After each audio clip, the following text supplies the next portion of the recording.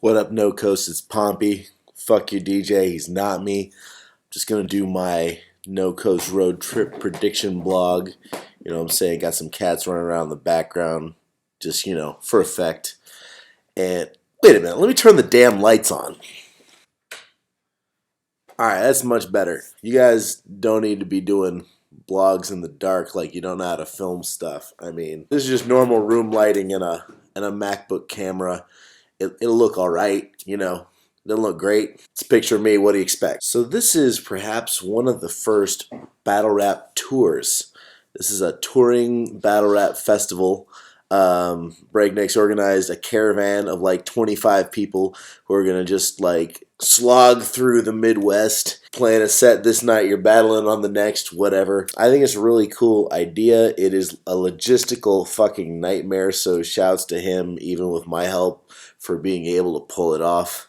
If indeed we do. The first night, St. Louis. Let's just get right to it. From the bottom of the card up, Nez versus Thick Delicious. Not familiar with Nez. Thick Delicious needs to work on his stuff, so no idea what's going on there. J Skills versus Finesse. I've heard the name J Skills before, that's all I know. Paranormal Ezak versus Roe. Alright. The joke's been made by Kelly if Paranormal Ezak shows up. Hey, while his last engagement with us is a no-show, I'm going to continue to make that joke too. So if Paranormal Ezak shows up, Ezak will win. Experience will probably win there. People could say, well, Roe wants it more. That's definitely true. But the match of personalities, Ezak is somehow able to make what, quirks they both share. Autism, fat guy with a lisp, what have you.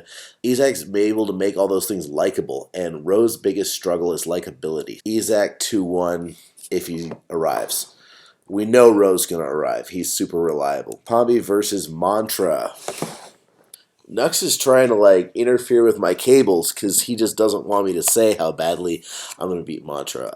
You know what? I should be writing for Mantra right now, but it doesn't really matter because I had this 2-1 when I determined my strategy, which I did before I accepted the matchup. Apparently Mantra's done writing. Apparently some people have heard his bars and they enjoy him.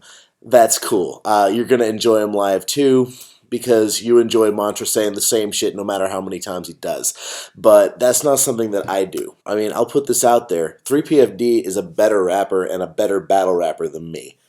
But I, by consensus, murdered 3PFD. Why? Because I had the strategy with that design. There's not much that he can do. I don't care if you're done writing. I don't care if you throw your rounds out and write more. You can't beat what I'm going to do. Listen to the 2 songs on my album, Reinventing the Wheel, that he features on. Just watch me out-rap him. Or you could come to St. Louis, 324 Thursday, and I will out-rap him there. I will do it on every opportunity I have. Until people figure out that there's a difference between being someone who was in the first event and being someone who's actually a no-coast staple. Why don't you have Mantra versus D's Nuts, or Mantra versus Jimmy Spitz, or something like that. Someone more his level. Billy Shakes versus Bone Man. Bone Man has basically 2 kinds of battles ahead of him. He has battles that he is going to be predicted to lose, and he has battles he shouldn't take. This is one of the former. Maybe his first international opponent. That's really dope. Billy Shakes doesn't really have much on Bone Man as far as writing goes, but on watchability, star power, it's going to be hard for Bone Man to overcome. I'm going to say Shakes 2-1 on that. As I say, if it wasn't someone who'd be predicted to beat Bone Man shouldn't take the match.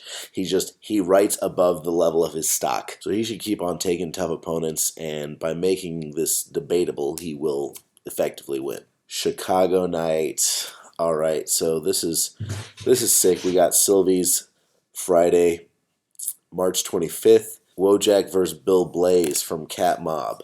I have no idea if either of them even rap. I have no idea, so good luck to you guys. Chuck West versus Orlando Coolidge, aka B. Water, if you're in the Chicago music scene. This is a double debut, but both these guys have done a lot of freestyle battles, and both of them have some sick music. I'm just going to say Chuck West on the personality that he delivers, the characters. Here's a guy who I think every freestyle tournament that he didn't win, that he entered, he just got bored and decided to do something really just weird and interesting. Because he would sit there in freestyle tournaments and like decide to make up a character, and then he's gonna follow that character and blah blah blah. Like he's definitely like trying to break into written battle rap. Like he's doing things that would work better in a written format. So I was really glad when he asked me for a written matchup. I could not have been happier. So on that basis, I'll say Chuck West, but it's a debut. Both of them could do amazing. They could do nothing. I know because they're like experienced Chicago MCs. They're not going to disappoint us. Nestle versus Cupocalypse. This is the only battle on Road Trip that I actually booked. I do not predict matches that I booked.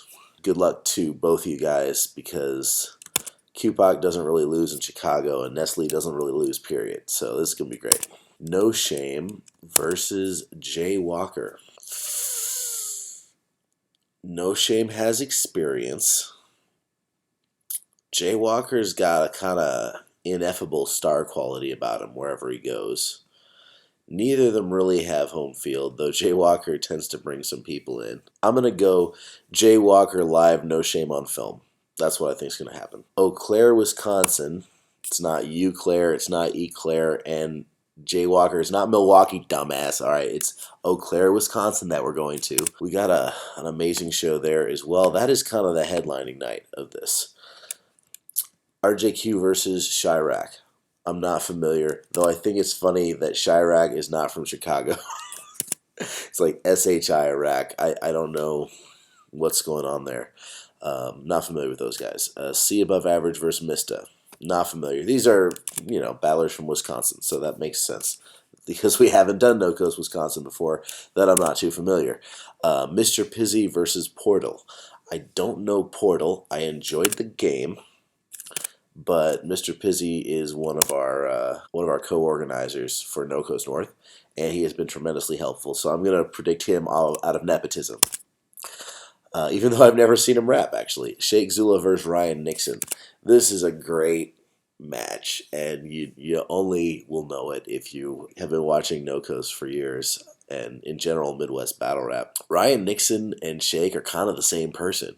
Sheikh is a little newer, but they're both kind of like never quite meet their potential, but you could tell they like had amazing rounds prepared, and they're both really just like lovable guys who very rarely peak at their potential. So there's a huge range of performances you could expect from them. I would say like Sheikh could be anywhere from here to here, and Ryan Nixon could be anywhere from here to here. So this whole middle ground where it could go either way. Ryan Nixon's best battle, probably Isaac Knox. You should check that out. Ryan Nixon treated that like the opportunity that it was, and just had amazing shit. So Ryan Nixon versus Isaac Knox is the best you're going to see out of him. Sheikh versus Artifact in the Rockford debut we just had, which is dropping in a few weeks here. That's the best I've seen Sheikh. So based on each of them at their best, which we're unlikely to see, I'm going to predict Ryan Nixon. Rome's versus Breakneck. Wow. It's not a matter of who's better.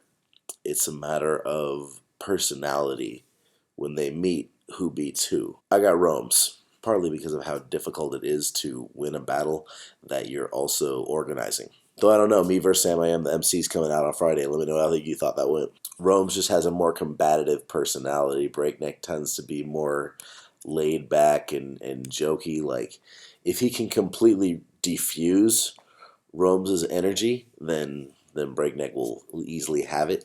You don't beat Rome's the same way you beat Carter Deems, I'll say that. Reverse Live versus Lucifer. Amazing. Two highly acclaimed writers, both at the peak of their stock right now. Reverse Live been down since early grind time when we started watching. It was one of the dudes whose battles we watched inspired us to start No Coast, for sure. Lucifer's been rhyming for a long time, but more recently came to acclaim with his battle versus Troy Brown and some others. He had a No Coast debut versus Trim Forte at the Florida Invasion event, confusingly scheduled in Chicago. But I think pretty clearly I'm going to predict Reverse Live in this one because Pen game wise, Lucifer can hang with anyone, but so can Reverse Live, and his presence is going to be so much more. So I don't know what it is Lucifer is going to do to diffuse the aggressive presence that like made Reverse Live basically pick apart someone like Only One, who's amazing, and a lot of other people.